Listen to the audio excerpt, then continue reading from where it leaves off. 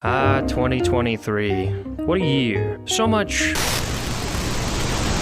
general neutrality. At least in my life. And that's not to say that this year hasn't been a kick in the face to me, because it has, but while not curb stomping my teeth into the pavement, it's also been very good for my teeth in some very specific ways. And with the year nearly over, I thought, why not reflect on years past and videos gone by? Yes, today we'll be looking at footage of videos that never quite got the finishing touch they deserved. So happy holidays, and here's 6 videos that never were, featuring commentary by me, because despite trying very hard to make money as an artist this year, I still couldn't afford Markiplier. The Jabberwocky, that goofy-sounding dragon beast from Alice in Wonderland, or at least the poem in it. I started this video with an atmospheric introduction, which I used to do a lot before I gave up on effort. Fun fact, this is the only poem I have memorized, partially because I had to for school, but mostly because it's wacky and weird and I like the way it sounds. The nonsense words are just close enough to real words that it feels vivid. Yet, I'd assume everyone has a different version of the Jabberwocky in their mind's eye. Mine is very fungal these days, which I feel doesn't reflect at all in this piece.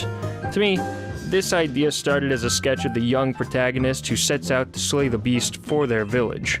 I like those sketches, and I'll have to dig some up at some point.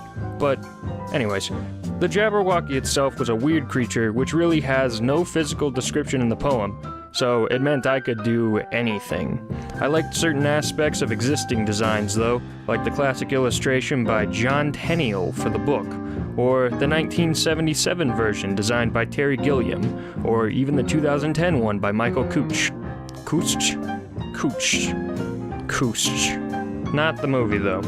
In my mind, I like the idea of it being more amphibious than reptilian, mixed with a star-nosed mole. I had this image in my head of it standing across the way of a distant field, which was something that's just never quite panned out. Like, the atmospheric dissonance here is all wrong, and it's hard to tell where to look exactly. I would like to try this piece again now that I have a better understanding of composition, but for now, it shall remain in the unfinished folder. The trash. This was an attempt to achieve the look of gouache without actually buying some. I sketched out these gods a while ago and painted them with watered down acrylic ink. I like the idea of them looking like claymation puppets because in my mind, what could be more terrifying and incomprehensible to a 2-dimensional being than 3-dimensional ones? This also was an experiment to create character designs using just the primary colors of different color modes. RGB, CMYK, yellow, red, blue, all of them. There wasn't much as to why this one never came out. I just got bored of it. Kinda like right now. I made this when I thought that lighting it like this would be a good idea. It was not, because you can't tell what the colors on the pages are supposed to be. I've always had troubles with lightings and sketchbook tours because it's hard to get the exposure right. It's like, too bright, you can't see anything, and too dark, can't see anything. I retoured this one later on, so you can go watch that if you want. Also, I talked very slow in this original take, and it took like 40 minutes to record, so I thought I'd give it a retry. I was in some kind of a funk. I don't know exactly what happened. I think I was like on the verge of tears the whole time from what it sounded like.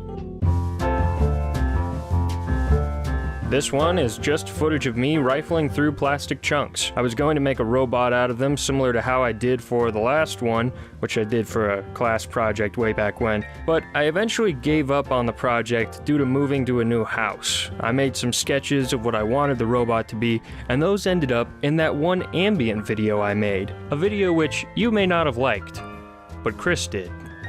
And that's all that matters. So you know how I talked about making that one big Halloween special a few years ago? Yeah, this was for that. I kind of just recorded this for behind the scenes footage, but it was going to feature in it somewhere.